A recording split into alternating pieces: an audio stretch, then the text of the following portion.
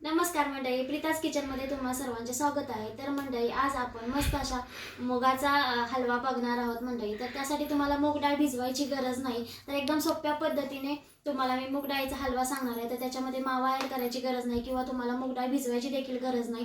तर एकदम सोप्या पद्धतीने मी तुम्हाला आज मूग डाळीचा हलवा शिकवणार आहे किंवा तुम्ही शिरा देखील म्हणू शकता. तर मंडळी, ही रेसिपी तुम्ही नक्की ट्राय करा आणि व्हिडिओ आवडल्यास व्हिडिओला लाईक करा. चॅनलवर नवीन असाल तर चॅनलला सबस्क्राईब करा, शेअर करा आणि कमेंट करायला विसरू नका. तर चला मंडळी, आता आपण रेसिपीला सुरुवात करूया.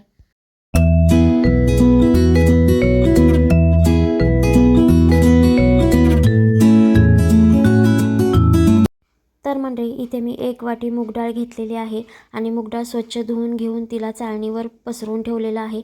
तर फॅन खाली किंवा कापडाने पुसायची देखील गरज नाही. तर अर्धा तास अशीच तुम्ही चाळणीवर जर डाळ ठेवली तर डाळ व्यवस्थित त्यातलं पाणी नितळते आणि डाळ मोकळी फडफडीत थोडीशी होऊन जाते.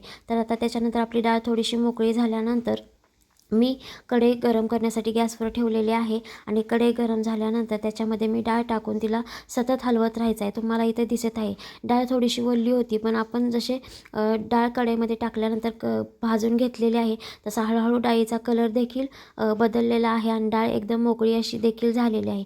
तर मंडळी, इथे आपली डाळ देखील भाजून झालेली आहे. तर आता ती थंड करण्यासाठी एका पसरट प्लेटमध्ये किंवा ताटामध्ये काढून घ्यायची आहे. तर आपली डाळ थंड होते तोपर्यंत आपण हलवा करण्यासाठी साखरेचा पाक तयार करून घेणार आहोत. तर पाक तयार करण्यासाठी इथे मी ज्या वाटीने मूग डाळ घेतलेली होती त्याच वाटीने मी इथे साखर घेतलेली आहे. तर तुम्हाला ज्या वाटीने मी साखर घेतलेली दिसते आहे त्याच वाटीने मी 2 वाटी मूग डाळ घेतलेली होती. म्हणजेच तुम्ही जर मोठी वाटी घेतली तर 1 वाटी मूग डाळ आहे. तर त्याच्यानंतर इथे मी त्याच्यामध्ये 2.5 पट पाणी टाकून घेतलेलं आहे किंवा 1.5 ग्लास मी याच्यामध्ये पाणी टाकून घेतलेलं आहे आणि त्याच्यामध्ये फूड कलर टाकलेला आहे. जर तुमच्याकडे केसर असेल तर तुम्ही केसर देखील टाकू शकता. त्याच्यानंतर याच्यामध्ये मी वेलची पूड टाकून घेतलेली आहे आणि हा जो पाक आहे तो आपणाला चिकट किंवा कोणत्याही प्रकारचा करायचा नाही. फक्त आपल्याला याला फक्त एक उकळी आणून द्यायची आहे किंवा साखर वितळवून घ्यायची आहे. तर इथे आता साखर पूर्णपणे वितळलेली आहे आणि पाकाला उकळी देखील आलेली आहे. तर आता गॅस बंद करूया आणि आपण पाक खाली उतरवून घेऊया. तर तोपर्यंत आपली डाळ जी आहे ती देखील थंड झालेली आहे. तर डाळ आता आपण मिक्सरमधून बारीक करून घेणार आहोत. तर डाळ बारीक करत असताना थोडीशी भगरीच डाळ मिक्सरमधून बारीक करायची आहे. म्हणजे दरदरं मिक्सरला बारीक करून घ्यायचं आहे. डाळ मिक्सरला बारीक करून घेऊयात. इथे आपली डाळ मिक्सरला बारीक करून देखील झालेली आहे. तर मंडळी, थोडीशी दरदरी अशीच मी डाळ मिक्सरला बारीक करून घेतलेली आहे, जेणेकरून आपला जो मुगाचा डाळीचा हलवा आहे तो एकदम मस्त असा रवाळ असा तयार होतो. तर मंडळी, इथे आता आपण हलवा करण्यासाठी इथे मी कढई गरम करण्यासाठी ठेवलेली आहे आणि पहिल्यांदा कढईमध्ये 2 चमचे तूप टाकून घेतलेलं आहे आणि त्याच्यामध्ये मी रवा ॲड केलेला आहे. तर 2 चमचे रवा ॲड करायचा आहे. रवा चांगला तुपामध्ये लालबुंद होईपर्यंत भाजून घ्यायचा आहे. रवा थोडा लाल होत आला की त्याच्यामध्ये मी 1 चमचा बेसन ॲड केलेला आहे. तुम्ही 2 चमचा रवा आणि 2 चमचा बेसन ॲड केलं तरी देखील चालेल, पण 1 चमचा इथे मी बेसन ॲड केलेलं आहे. तर रवा आणि बेसन आपल्याला तुपामध्ये व्यवस्थित भाजून घ्यायचं आहे. रवा आणि बेसन भाजून झाल्यानंतर त्याच्यामध्ये आपण जो मूग डाळीचं पीठ तयार केलेलं होतं ते आपण याच्यामध्ये ॲड करून घेणार आहोत आणि ते व्यवस्थित असं भाजून घ्यायचं आहे. तर इथं आता आपण जेवढं तूप टाकलेलं होतं ते पूर्ण तूप डाळीनं सोक करून घेतलेलं आहे. तर त्याच्यामध्ये आपण परत एकदा 2 चमचे तूप ॲड करणार आहोत. तर असं मिळून आपण जेवढं वाटी मूग डाळ घेतलेली आहे तेवढीच वाटी आपण याच्यामध्ये तूप देखील टाकणार आहोत. म्हणजे समप्रमाणात वापरणार आहोत, जेणेकरून बऱ्या प्रकारे इथं आपला जे डाळीचं पीठ आहे ते व्यवस्थित असं भाजून झालेलं आहे. तर आता याच्यामध्ये आपण पाक ॲड करणार आहोत.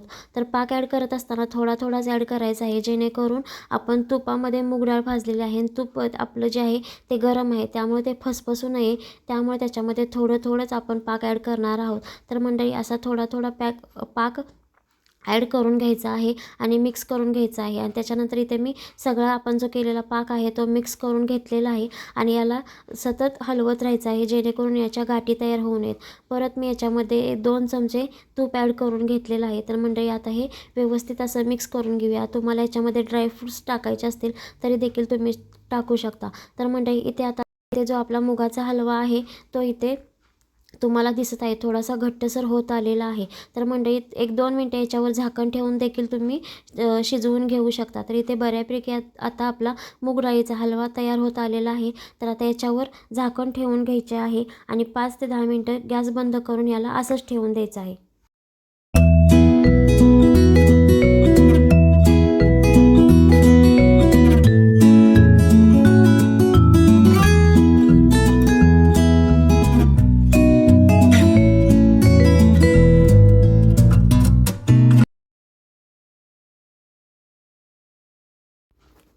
तर मंडळी तुम्हाला दिसत आहे इथं मस्त असं आपल्या मूग डाळीच्या हलव्याला तूप सुटलेलं आहे.